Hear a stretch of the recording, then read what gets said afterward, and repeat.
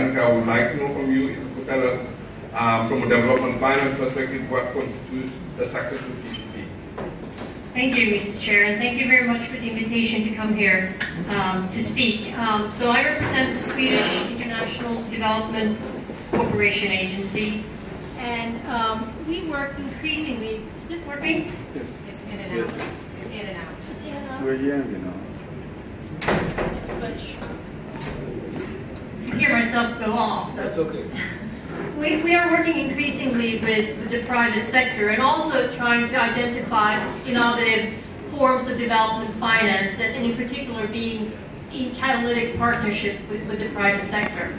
And looking at what SIDA is doing and examples of successful public-private partnerships, it has been when SIDA has reduced the risks for private investors, but still having the profit motive as a tool to identify the right projects. So identify projects that are cost efficient and that produce effects, but defraying the risks. And by defraying the risks and the development costs that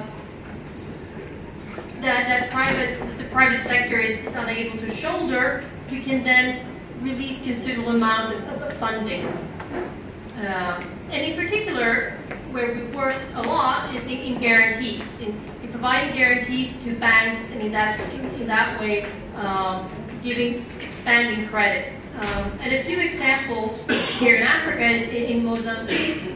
SIDA has issued a portfolio guarantee to Banco Terra, so the bank can expand loans to SMEs in agriculture and in the tourist business, and both expanding in quantity but also in duration.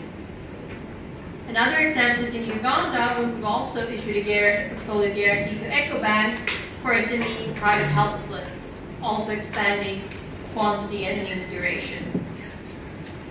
When it comes to infrastructure, we've worked in the Private Infrastructure Development Group, in the pitch, together with other donors, and providing loans for several projects.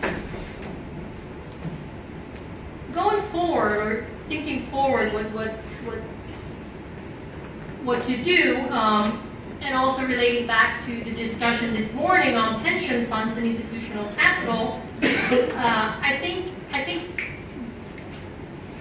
infrastructure provides an interesting opportunities also for donors, and in particular for donors to shoulder the risks, and in partnership with pension funds in Africa, but also private sector, find forms to leverage and in that way make infrastructure investments. Thank you. Doing business in Africa, you can't afford to be without Africa Investor.